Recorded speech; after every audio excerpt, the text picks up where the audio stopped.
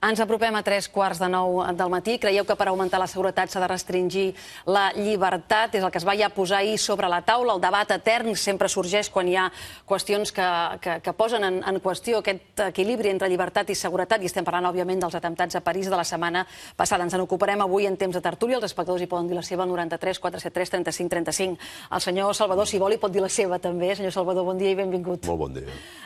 Vostè era una altra manifestació, per cert, eh? Sí, em quedava una mica més prop. Em quedava al Canà, al costat de casa meva, i és un tema en el qual, personalment, per vinculació territorial, hi tinc molta afinitat, i vam participar en la manifestació en contra del Castor, i en aquests moments en contra de la indemnització absolutament impresentable que s'ha pagat al senyor Florentino, i també, per altra banda, a favor del desmantellament definitiu de les instal·lacions. Aquest tema l'haurem de seguir i veurem com acaba. Jo li deia ara, abans de començar l'entrevista, ens n'estaríem ocupant segurament si no fos que internament, políticament, tinguéssim un altre tema prou gros sobre la taula, que és saber aquesta setmana si hi ha o no hi ha eleccions.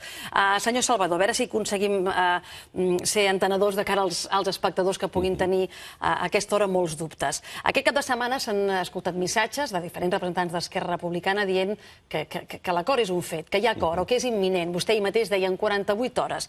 Podríem dir que la gent pot tenir la sensació que mai un acord imminent s'havia allargat tant. Hi ha acord entre CiU i Esquerra per convocar eleccions anticipades? Segurament l'acord s'hagués pogut ja tancar si aquest cap de setmana no hagués hagut la manifestació a París i el president Mas no hagués tingut que modificar la seva agenda, i per tant l'acord imminent esperem que sigui imminent durant les properes hores. En aquests moments estem pendents de l'agenda del president Mas. Per part d'Esquerra Republicana estem d'acord i assumim, o més aviat acatem, la proposta número 3 que fa el president. Interpretem que Convergència i Unió també estan d'acord amb les propostes que fan, si Esquerra Republicana ja està d'acord. Si interpretem, i crec que ho interpretem bé, que Convergència i Unió ja estan d'acord amb les propostes que hi fan, se suposa que d'allà hi ha un acord. Esperem que aquest acord es pugui concretar cara a cara en aquesta reunió que s'ha de portar a terme de forma imminent, on hi ha de participar el president Mas, l'Oriol Junqueras i els 3 principals representants de la societat civil. Tindrà lloc avui aquesta reunió, senyor Salvador? En principi estem pendents de l'agenda del president Mas i, en tot cas, qui l'hagi de fer pública ja la farà. Però, en tot cas, la voluntat d'Esquerra Republicana és que sigui el més urgent possible, perquè em sembla que tots ja estem més que cansats d'aquest allargament d'unes negociacions que són legítimes, però que han cansat fins i tot els propis protagonistes.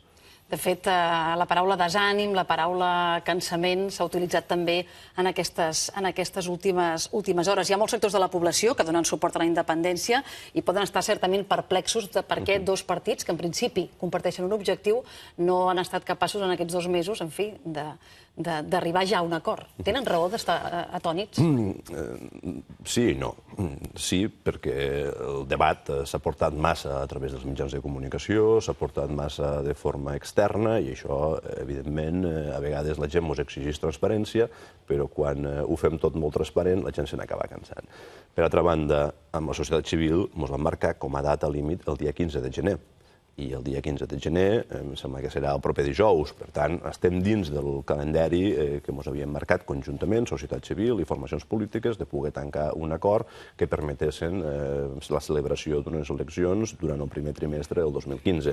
Per tant, és lògic que la gent estigui cansada, estem cansats i segurament exhaustes els propis protagonistes que hem portat a terme aquestes negociacions, i, per altra banda, estem dins del calendari que la pròpia Assemblea, que el propi Òmnium ens havia marcat al conjunt de les formacions polítiques. Vostè ha utilitzat el verb acatar, i això no ha passat per alt. Bé, a mi no m'ha passat per alt i suposo que els espectadors tampoc. Vostès tenen la sensació que aquests últims dies, en certa manera, han rebut propostes enverinades? Entenem que se'ns està imposant condicions que no són legítimes. Esquerra Republicana no hi posa cap condició, només n'hi posem una. Que hi hagi eleccions dins del primer trimestre del 2015 que obrin les portes a la independència. Em sembla que no és una condició d'Esquerra Republicana, és una condició de tots aquells que van votar el passat 9 de novembre i és una condició de totes aquelles persones que estan patint, que estan a l'atur, aquells empresaris que estan en dificultats per a poder fer viables les seues empreses. És una condició que posa tot el país, que sap que l'única condició per a superar l'atzucac econòmic i l'atzucac que té Catalunya en aquests moments passen per unes eleccions que ens donin la porta cap a la independència. No és una condició d'Esquerra, és una condició del país. Ara bé, Esquerra Republicana, des de l'any 2009, Oriol Junqueras s'ha presentat com a cap de llista com a independent d'Esquerra Republicana a les eleccions al Parlament Europeu. Posteriorment, quan Oriol Junqueras agafa la presidència d'Esquerra, el fet d'obrir les nostres llistes a independents és una pràctica absolutament habitual perquè l'Oriol té una voluntat de fer un partit diferent, de fer un partit obert, de fer un partit on a les espanyoles presentem a l'Alfred Bosch com a independent, a les europees presentem a un número 1 independent, a un número 2 d'un partit que no era Esquerra Republicana. Per tant, és una pràctica molt habitual per part d'Esquerra Republicana, l'obertura i la suma a gent no orgànica del propi partit. Que en aquests moments ens imposa que el que ha estat una pràctica habitual d'Esquerra Republicana no ho podem portar a terme, evidentment no ens sembla legítim. Ara bé, acatarem qualsevol condició que se'ns imposa si això obri i dona pas a la independència del nostre país. Esquerra Republicana no està aquí per a guanyar les properes eleccions. Oriol Junqueras no està per a ser el pròxim president de l'autonomia catalana. Esquerra està aquí per a guanyar la independència i, per tant, acatarem condicions, encara que ens semblin legítimes, però les acatarem. Acatar vol dir que Esquerra renuncia a incorporar cap independent a la llista d'unes eleccions? Mira, Esquerra no hi posa cap condició. Qui posa les condicions ja ens l'explicarà fil per randa. Vam intentar interpretar allò que es posava a un paper que va ser filtrat a tots els mitjans de comunicació. Vam intentar interpretar el que era la proposta número 3 i segurament la primera interpretació que vam fer no va ser prou afinada. El president Mas ens va replicar a través d'un SMS dient que no. En tot cas, ha estat un... Sí, és el que tenen les noves tecnologies, aquestes coses. En tot cas, qui posa les condicions, suposo que quan tindrem aquesta propera reunió ens les acabarà d'explicar en concret, ens explicarà la lletra petita, allò que està escrit, allò que no està escrit, allò que s'ha d'interpretar. Esquerra no en posa cap de condició. Com farà la seva llista Esquerra, doncs? Com ens deixa. No posem les condicions a Esquerra Republicana. Esquerra Republicana ens agradaria fer... Però com ens deixa vol dir sense cap independent. Sí, la condició que ens posa el president Mas i Convergència i Unió per a que el procés continuï endavant, per a que puguem continuar avançant cap a la independència, és que no hi hagi cap independent. Esquerra no hi posarà cap independent, però no som nosaltres qui posem les condicions, no hi posem condicions a ningú. I si la condició per avançar cap a la independència és que no hi posem independents, ho acceptarem. Aquesta llista de país, per una banda, o llista del president, i una llista d'Esquerra de partit, més la resta que hi haurà, la CUP aquest cap de setmana també ja ha fet la seva proposta. No sé si fins i tot l'Assemblea Nacional Catalana acabarà canviant els seus estatuts i presentant-se a unes eleccions. Això, internacionalment, que també era una altra de les obsessions, ajudarà a llegir aquests resultats com la consulta definitiva i, sobretot, depenent dels resultats que això aboqui? Has apuntat un tema que em sembla que també és important. Aquestes condicions de no portar independents només són per a Esquerra Republicana. Sembla que la CUP podrà fer una llista oberta, transversal, amb independents. Esquerra Republicana no. Totes les formacions polítiques, que seran moltes, podran fer el que voldran. Esquerra Republicana no. Però, en tot cas, insistixo, acatarem. Estan enfadats vostès, senyor Salvador? Estan dolguts? Bueno, no entenem certes coses, però si això ens ha d'obrir la independència, Esquerra d'aquí 2 mesos farà 84 anys que va ser fundada pel president Macià i va ser fundada per aconseguir la República Catalana. Per tant, no ens ve de posar uns independents a les llistes. Ho acceptarem si això ens permet avançar. La comunitat internacional el que hem de ser capaços és que les formacions polítiques que ens presentem en aquestes eleccions diguem molt explícitament, especialment aquelles que estem a favor del sí, ho diguem molt clarament i ho portem al nostre programa dalt de tot. I fins i tot, la nostra proposta originària era que aquesta candidatura paraigües deixés molt clar quines eren les candidatures que formaven part d'un paraigües. Una candidatura transversal, 3 candidatures creuades, que fossin capaces de representar la pluralitat del país i que permetiguessin optimitzar els diputats independentistes que sortiguessin elegits a partir d'unes properes eleccions al Parlament de Catalunya, unes eleccions de caràcter plebiscitari o constituent. I d'esta forma es visualitzava molt qui estava pel sí, i d'esta manera facilitem a la comunitat internacional perquè sigui capaç de sumar, perquè la comunitat internacional, encara que alguns han dit que si hi havia més d'una llista no sabrien sumar els resultats de les diferents llistes, entenem i som capaços que la comunitat internacional sabrà sumar els resultats de les 3 candidatures que ens presentarem pel sí. Per tant, en aquest sentit, el que és importantíssim és la claretat en l'exposició dels programes electorals i, sobretot, el que és fonamental és que comencem a parlar del full de ruta, que ja n'estem una mica tips de parlar de la llista. El que ens agradaria a Esquerra Republicana és poder parlar amb Convergència i Unió del full de ruta, que puguem concretar i que ens puguen resoldre alguns dels dubtes que tenim davant de les propostes que el president Mas va posar damunt de la taula en la seva conferència. Això pot ser un nou escull? Li dic perquè quan es faci públic un acord, si és que es fa, suposo que no només Esquerra vol un acord només per les llistes, que entenc que vostè ja ha dit que estan disposats a acatar les condicions que posi el president, sinó, i amb això en els articles del cap de setmana, tant d'Oriol Junqueras com de Marta Rovira, avui al Punt, se'n fa èmfasi, no? Hi ha d'haver un acord en el què, en el com, en el full de ruta. I aquí també hi havia moltes diferències entre les propostes d'Artur Mas i Junqueras, no? Plebiscitàries o constituents, 18 mesos de transició o començar a treballar per la independència des del minut zero. Aquí, quines seran, amb què estan vostès disposats a cedir aquí? En principi és el que realment ens interessa. El tema de les llistes, la veritat és que ens genera molta mandra. El que ens genera molta il·lusió i molta expectativa és poder concretar el full de ruta. En altres àmbits hem tingut l'oportunitat d'anar discutint-ho i d'anar generant aproximacions, però en tot cas crec que al final no hi haurà cap problema perquè ens hi posem d'acord, perquè tot el que sigui avançar, això és com una mena de tàndem, quan vas en una bicicleta i Esquerra Republicana intenta sempre anar davant, pedalant fort i estirant, però també en som conscients que només avançarem en la mesura que siguem capaços d'arrossegar a la resta de gent que va al tàndem d'aquesta bicicleta. I si el que va darrere no té ganes d'anar massa de pressa, doncs el que va davant no té altre remei que assumir-ho, però en tot cas la nostra funció sempre és la de fer de llebre, la de fer de motor, la de pedalar, la d'estirar. Ara bé, també som conscients que conjuntament com a país avançarem en la mesura que tots hi estiguem disposats a avançar. Les diferències de full de ruta entre Esquerra i Convergència.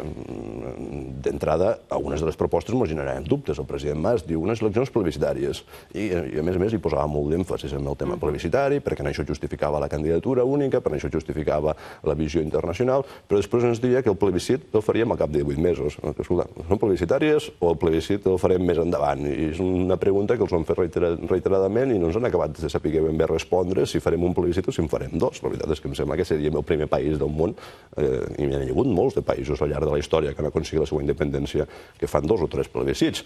Per tant, el que ens sembla és que hem de fixar un plebiscit, un únic plebiscit, no 2, i que, a més, hem de començar ja a anar a barraca, hem de començar ja a crear estructures d'estat, perquè, malauradament, hem estat 2 anys que els hem perdut, que en estructures d'estat no s'ha avançat i necessitem fer un pas important perquè al final entrarem en aquell peix que es mossega la cua. No declarem la independència perquè no tenim les estructures d'estat, però no podem fer les estructures d'estat perquè no tenim la independència. I això ho hem de trencar-ho. I hem de començar a avançar i començar a fer la independència des d'allà. I ara entrarem en el debat de que hi ha acord sobre com es concorre, però no n'hi ha sobre aquest full de ruta. És a dir, que si Esquerra no casa bé el full de ruta amb el de Convergència, o en aquest cas amb el del president Mas, a l'espera de veure com ell confegeix la seva llista, Esquerra què fa? I arribarem a un acord, és el que li deia abans. Esquerra voldríem anar molt ràpid, igual com l'Assemblea, igual com la societat civil, igual com la gent que es manifesta. Si Convergència no està disposada a anar tan ràpid, no tenim més remei que esperar-los, perquè sols no ho farem.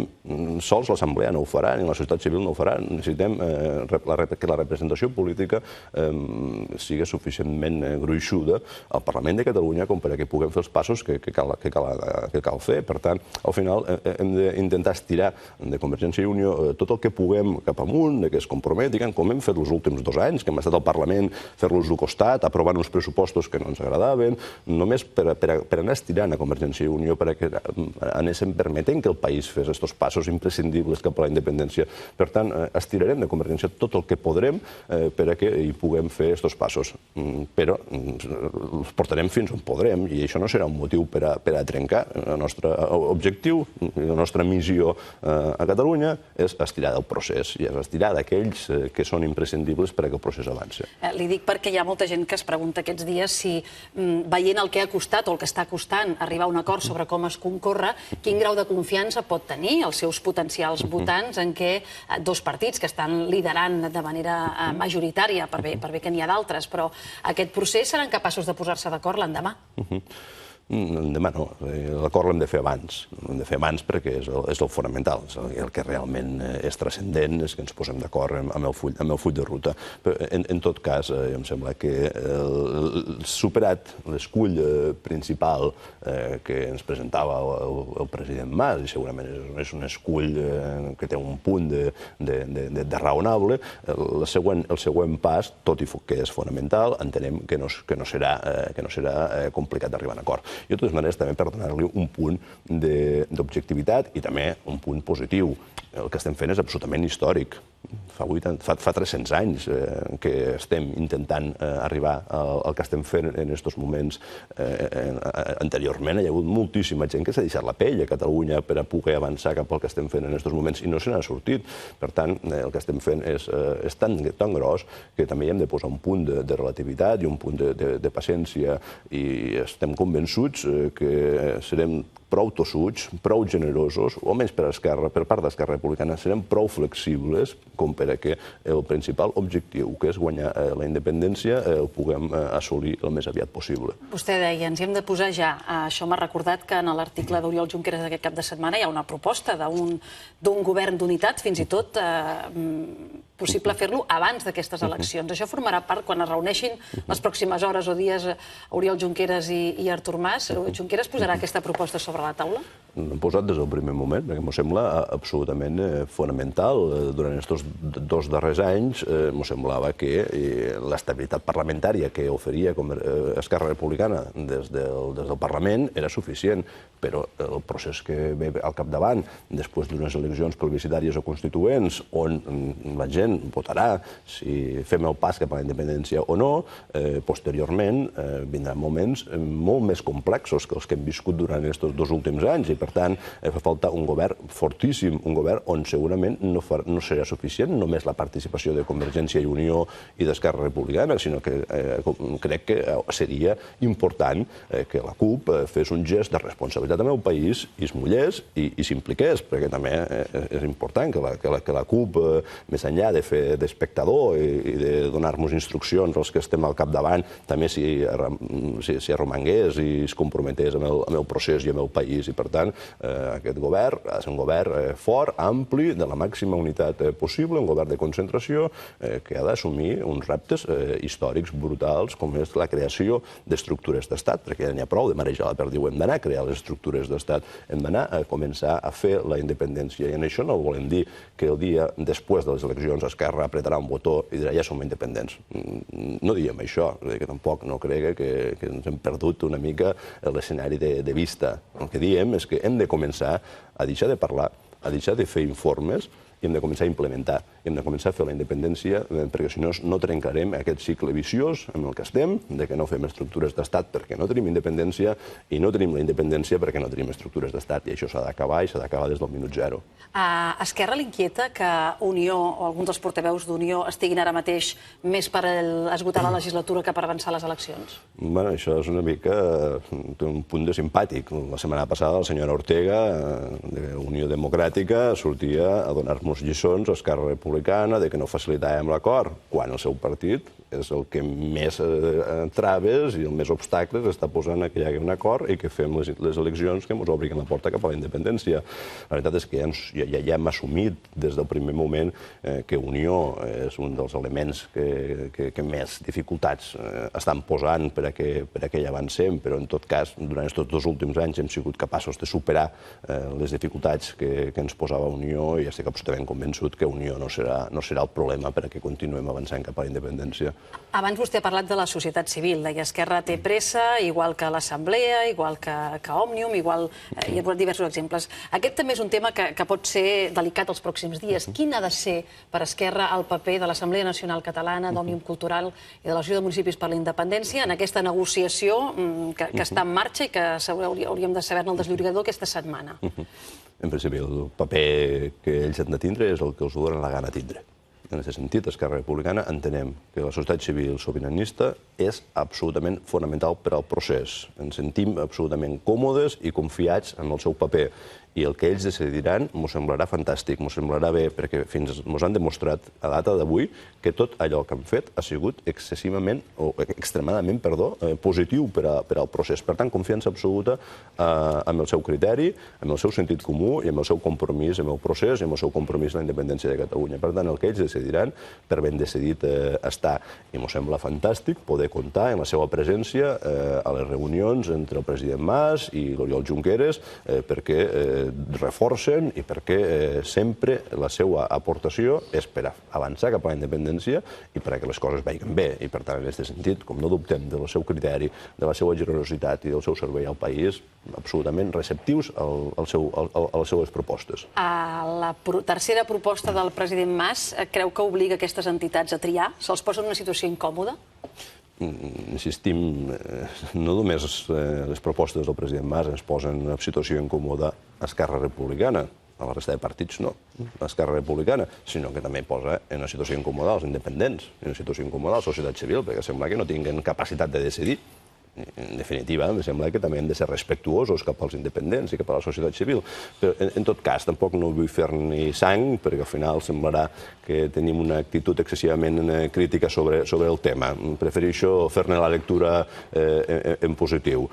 Tots aquells que estem a favor de la independència, independents, societat civil, Esquerra Republicana i Convergència i Unió, segurament que serem suficient generosos com per a saber interpretar aquest tercer punt en benefici del procés, en benefici de maximitzar el número de diputats independentistes de les tres formacions que estem compromesos amb el sí.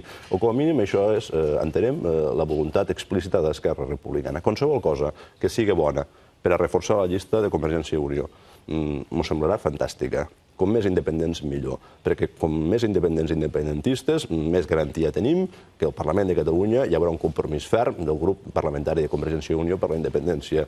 El que ens agradaria també és que puguem fer també que les altres dues candidatures també siguin el màxim de competitives possibles, perquè l'objectiu és ampliar l'espai de l'independentisme, poder arribar a aquelles persones que no voten a favor de la independència per la bandera, sinó que voten per la capacitat de crear un nou país, un país en una major regeneració democràtica, en un compromís amb la regeneració democràtica, un país sense corrupció, un país net, un país molt millor que el que tenim en aquests moments. Hi ha molta gent a Catalunya que els convencerem per aquesta oferta d'un país socialment més just, socialment més avançat. I això em sembla que ho aconseguirem només fent unes candidatures i unes ofertes que siguin molt específiques en aquest sentit, perquè si no hi haurà altres que els ho faran propostes des de posicions nacionalment no tan explícites, no tan clares, i en definitiva l'independentisme sortirem perdent. Per tant, el que ens agradaria a Esquerra Republicana és que poguéssim fer tres candidatures molt competitives,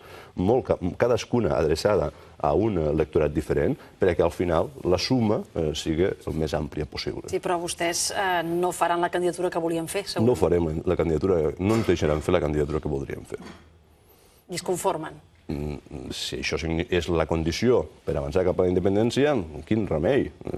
Esquerra, insistixo, d'aquí 4 dies farà 84 anys que va néixer per aconseguir la República Catalana. Per tant, no ens vindrà d'uns independents a la llista ni d'unes condicions que entenem que són absolutament secundàries davant del gran objectiu que tenim com a país. Escolti'm, el dia 19, si no em falla la memòria, es comencen a votar els pressupostos en comissió. Si aquest acord finalment no surt, què farà Esquerra amb aquests pressupostos? L'acord sortirà. L'acord sortirà, per tant, és un escenari impossible. No el contemplen. L'acord sortirà i passarà el que vam dir el primer dia. Si hem de fer eleccions durant el primer trimestre del 2015, vol dir que abans del dia 27 de gener s'hauran de convocar eleccions. Com la data d'aprovació dels pressupostos prevista era per al 5 de febrer, per tant, posterior a la convocatòria d'eleccions, el que estem fent encara no ho hem entès. Encara no hem entès perquè estem tramitant uns pressupostos al Parlament de Catalunya que no podran acabar votant-se, no podran acabar aprovant-se. Per tant, quan es tanqui l'acord, que es tancarà i es tancarà aquesta setmana, quan arribarà el dia 19, la veritat, no sé què farà el govern al Parlament de Catalunya. Si retirarà la proposta de pressupostos, de fet, ja es va aprovar aprovar la pròrroga pressupostària, ja es va aprovar, incorporant la paga extra, que per cert, alguns diuen que era impossible d'incorporar la paga extra en una pròrroga pressupostària. Esquerra Republicana, el company Pere Aragonès va insistir en les seues intervencions de que sí que era possible, finalment va ser possible, el govern va aprovar una pròrroga amb paga extra i, per tant, entenem que estarem en l'escenari que Esquerra Republicana defensàvem, que és pròrroga pressupostària, incorporant la paga extra als treballadors i als funcionaris del govern de la Generalitat, eleccions i, posteriorment, ens asseiem aquest govern d'unitat, fem uns pressupostos, una llei de mesures que incorpora la creació de les estructures d'estat, que la proposta que hi ha avui damunt de la taula no n'incorpora ni una, i la llei de mesures és un instrument molt eficient i molt eficaç per a permetre fer un salt endavant en la creació d'estructures d'estat, uns pressupostos que contemplen recursos econòmics per a crear aquestes estructures d'estat, però el que no podem fer és el que ens proposaven en aquests pressupostos del 2015, uns pressupostos que deixaven en blanc, en zero, tot el 2015 en l'avanç cap a les estructures d'estat. I em sembla que no és de rebut, no és responsable amb el procés que estem intentant tirar endavant. Hem de fer uns pressupostos després d'haver-se constituït el govern d'unitat, si la ciutadania vol, òbviament. Si els ciutadans voten majoritàriament els partits que estem a favor del sí, posteriorment, pressupostos de creació d'estat, i a partir d'aquí que la llei de mesures i els pressupostos reflectisquen aquesta realitat i aquest objectiu fonamental del propi govern.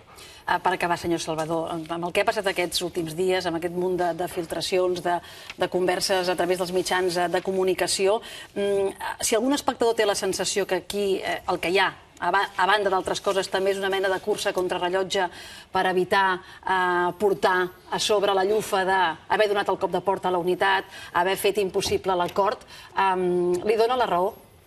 Jo em sembla que és una negociació lícita entre dues parts, dins d'un calendari que estava establert, 15 de gener data límit, fins al 15 de gener lògic i el raonable és que hi puguem discutir i puguem cadascú posar damunt la taula les seues propostes.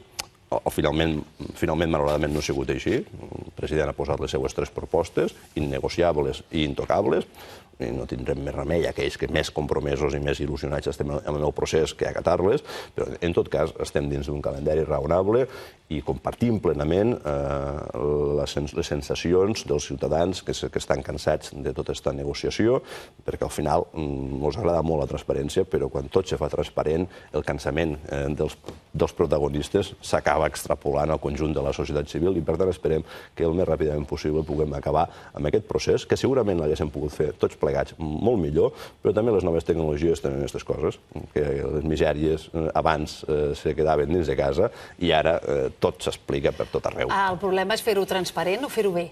Les dues coses, segurament. No, perquè si es fa bé no hi hauria d'haver-hi problema per fer-ho transparent, no? En qualsevol negociació sempre hi ha posicions de força d'una part i de l'altra, que dins d'una lògica de les negociacions s'entenen, però quan se comparteixen en la ciutadania, que no està dins de la lògica de les negociacions, i el que vol és poseu-vos d'acord i deixeu-vos de romanços, és més difícil d'entendre. Però, en tot cas, al final, si acaba bé, tothom estarà satisfet. Una mica el mateix que ens va passar quan fixàvem la data i la pregunta del passat 9-N.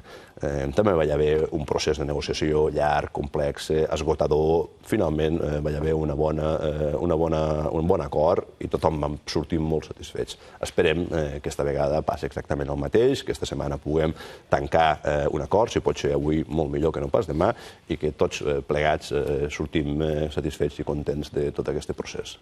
Doncs ho seguirem de prop mentre continuï sent transparent, i si no, el que s'haurà de fer és periodisme. Senyor Salvador, moltíssimes gràcies per haver vingut aquest matí a intentar respondre a les preguntes que hi ha al voltant d'aquest acord imminent que, com dèiem, per ser imminent, Déu-n'hi-do el que s'està allargant. Gràcies, bon dia i bona sort. Moltes gràcies, bon dia. Que vagi molt bé.